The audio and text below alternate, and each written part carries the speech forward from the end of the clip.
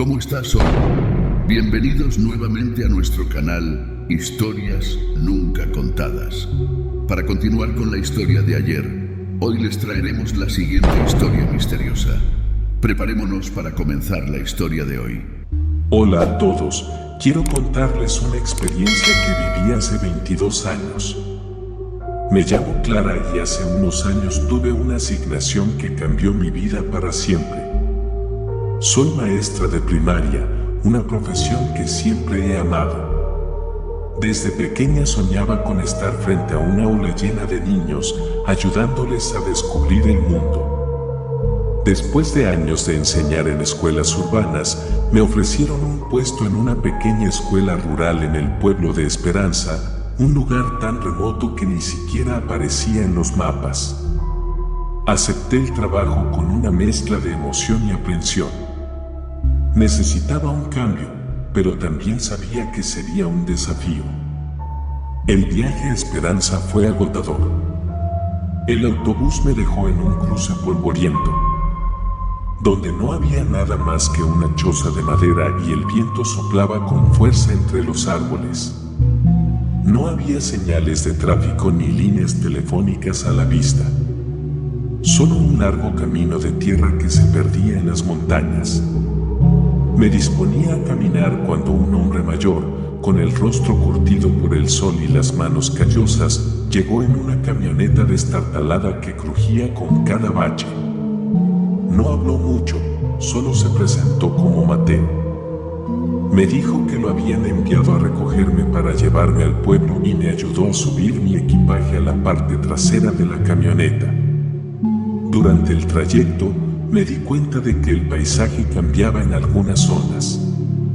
Era hermoso, pero en otras se volvía inquietante.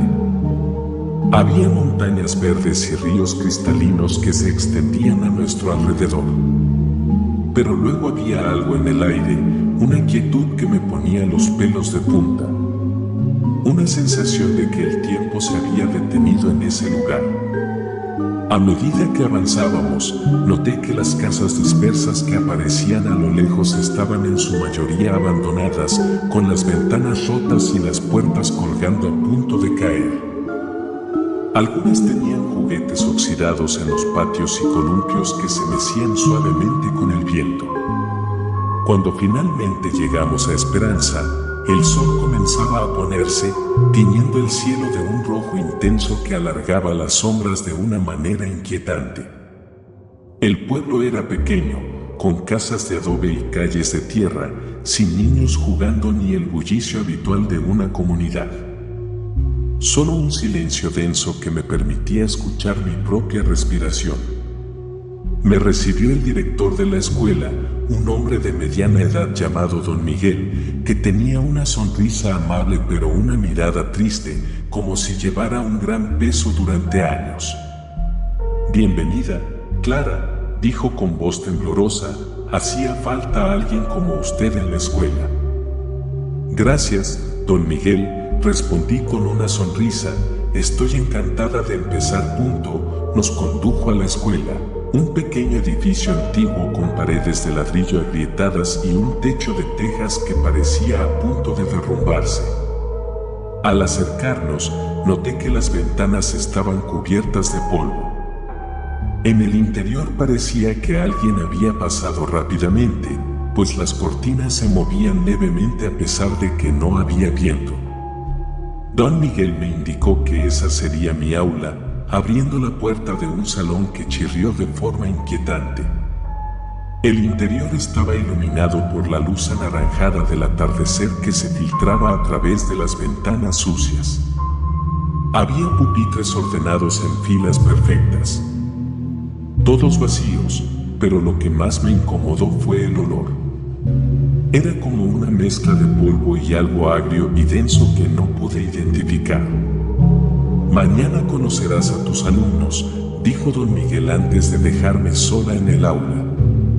Me quedé unos minutos observando el salón, sintiendo una presión en el pecho que no podía explicar, y en el silencio, pude jurar que escuché débiles risas infantiles.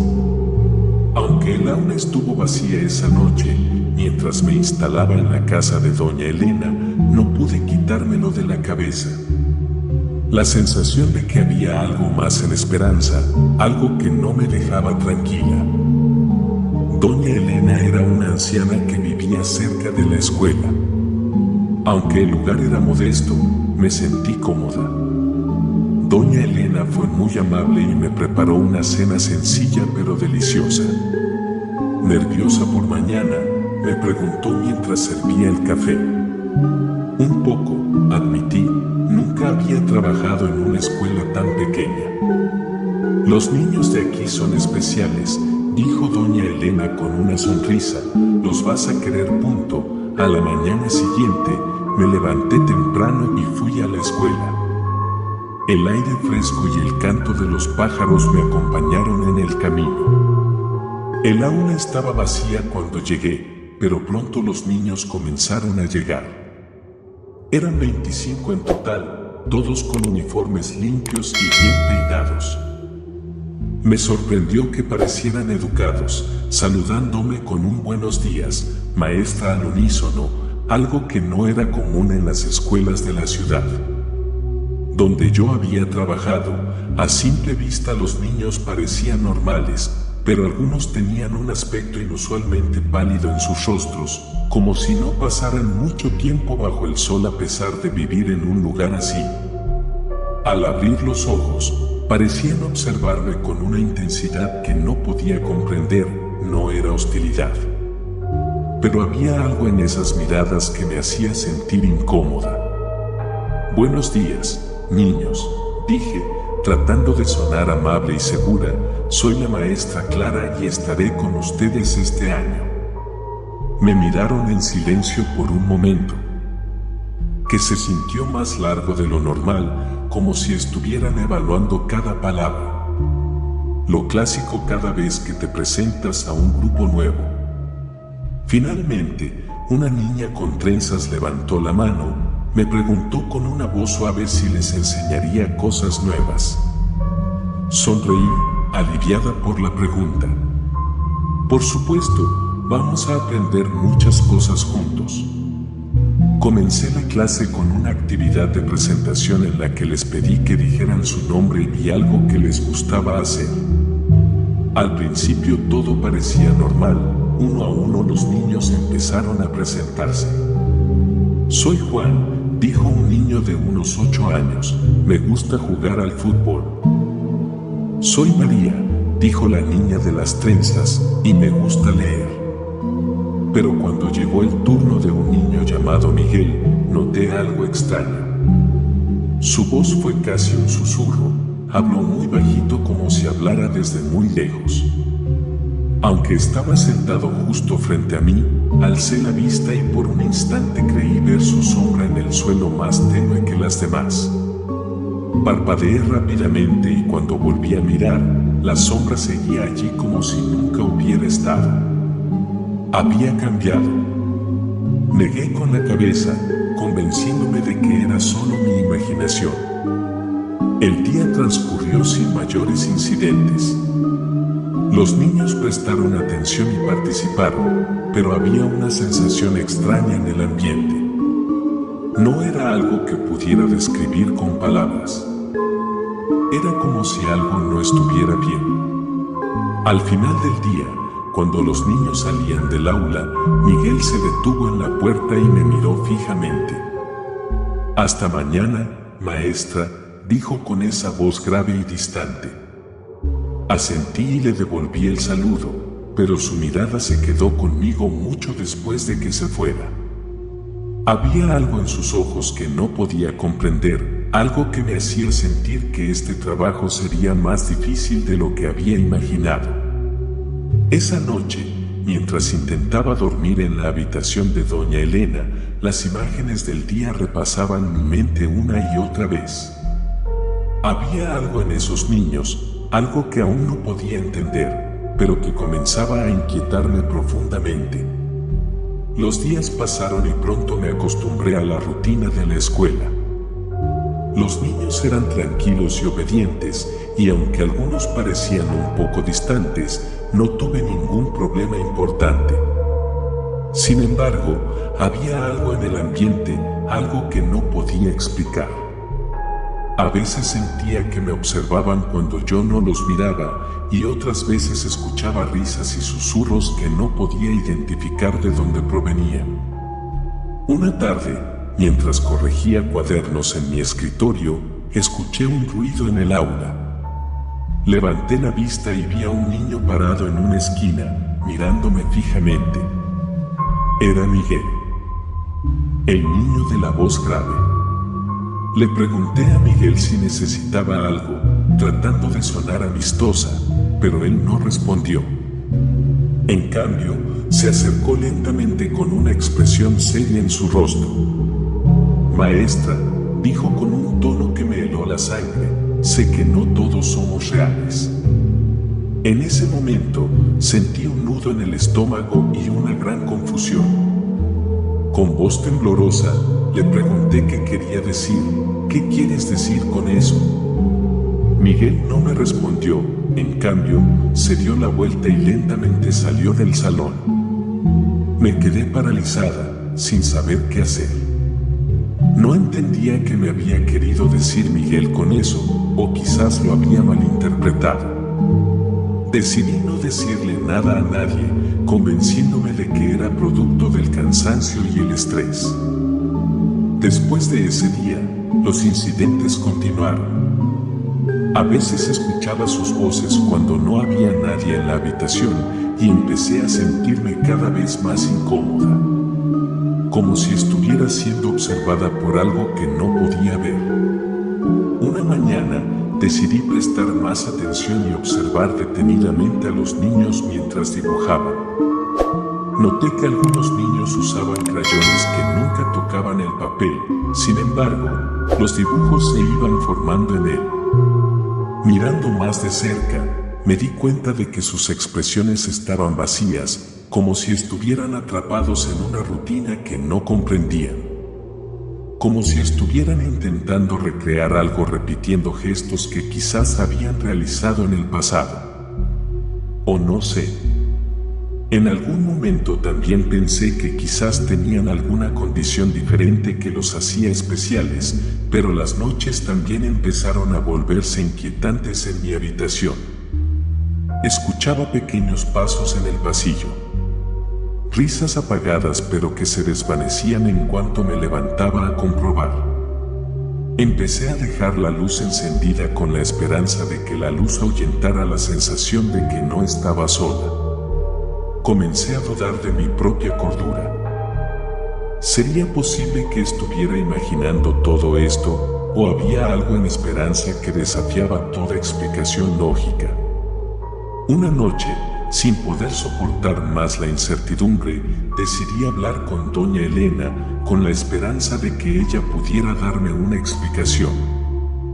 Doña Elena, le dije mientras tomábamos café en su cocina, hay algo que debo saber sobre los niños de la escuela. Me miró con una expresión seria, como si supiera exactamente de qué estaba hablando. ¿Qué has visto?, me preguntó Ana con un tono que me inquietó aún más. Le conté lo que había sucedido con Miguel y cómo había visto a los niños comportarse de forma extraña. Doña Elena suspiró y bajó la mirada. Ana, hay algo que debes saber, dijo con voz temblorosa. Hace muchos años, hubo una epidemia de sarampión en el pueblo. Muchos niños murieron, incluyendo los que estudiaban en esa escuela. ¿Qué está diciendo?, pregunté sintiendo que la tierra se movía bajo mis pies. Los niños que ves en tu clase, continuó doña Elena, no todos son reales. Algunos de ellos son los espíritus de los niños que murieron hace mucho tiempo y no pueden descansar en paz. Espíritus, repetí sintiendo que mi voz temblaba. Sí, dijo doña Elena, dicen que los niños que murieron en la epidemia siguen vagando por la escuela, como si no supieran que ya no están vivos. Me quedé en silencio, procesando lo que acababa de escuchar. De repente, todas las experiencias extrañas tenían sentido, pero al mismo tiempo me llenaban de un miedo que nunca antes había sentido. ¿Por qué no me lo dijeron antes de que preguntara? Pregunté finalmente. Doña Elena suspiró. Porque no queríamos asustarte, respondió don Miguel. Pensamos que quizás podrías ayudarlos de alguna manera. Además, algunos de ellos sí son reales. Necesitan a alguien que les enseñe. Esa noche no pude dormir. Las palabras de doña Elena resonaban en mi mente y no podía dejar de pensar en los niños a los que había estado enseñando. ¿Eran reales o solo sombras del pasado atrapadas en un lugar que ya no les pertenecía? A la mañana siguiente, fui a la escuela con una mezcla de miedo y determinación. Necesitaba saber la verdad. Necesitaba enfrentarme a lo que fuera que estuviera sucediendo. Cuando entré al aula, los niños estaban sentados en sus pupitres, mirándome con esos ojos profundos que ahora parecían inquietarme aún más. Niños, dije tratando de mantener la calma, necesito que me digan la verdad. ¿Quiénes son ustedes? Los niños se miraron entre sí, como si estuvieran decidiendo si confiar en mí o no. Finalmente, María se levantó. Maestra, dijo con una voz que parecía venir de muy lejos. No todos estamos aquí. Algunos de nosotros ya no somos como usted. ¿Qué quieres decir? Pregunté sintiendo que mi corazón latía con fuerza.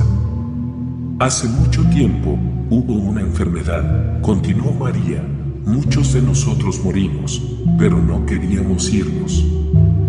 Queríamos seguir aprendiendo, seguir jugando. Por eso seguimos aquí. Sus palabras me congelaron. No sabía qué decir, cómo reaccionar. Solo podía quedarme allí, mirando a esos niños que ya no pertenecían al mundo de los vivos, pero que seguían buscando algo que no podían encontrar. Y supe en ese momento que mi vida nunca volvería a ser la misma. Pasé semanas preguntándome si debía quedarme en el pueblo o regresar a la ciudad. Una parte de mí sentía que había cumplido con mi deber, pero otra parte no estaba tan segura. Una tarde, mientras organizaba los libros en el aula, don Miguel se acercó a mí. Su rostro, siempre serio, ahora mostraba preocupación. Ana, noté que estás distante, me dijo con voz suave. ¿Estás bien? Lo miré a los ojos por un momento. Pensé en contarle todo, pero algo me detuvo. ¿Cómo explicar lo que había visto sin parecer que había perdido la razón? Estoy bien, solo cansada, respondí. Don Miguel asintió lentamente, pero no parecía convencido. Si necesitas algo, aquí estoy. Cuando se fue, me quedé sola en el aula. El sol entraba por la ventana, creando largas y distorsionadas sombras en el suelo. Fue en ese momento que tomé una decisión. Necesitaba respuestas. No podía seguir viviendo en la incertidumbre. Esa noche, después de cenar, tomé una linterna y caminé hasta el cementerio del pueblo. No sabía exactamente qué estaba buscando, pero algo me impulsaba a ir.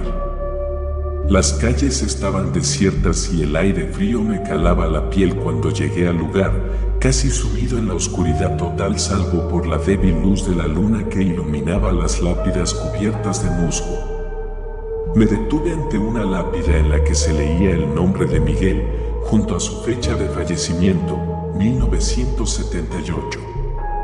Sentí un nudo en la garganta.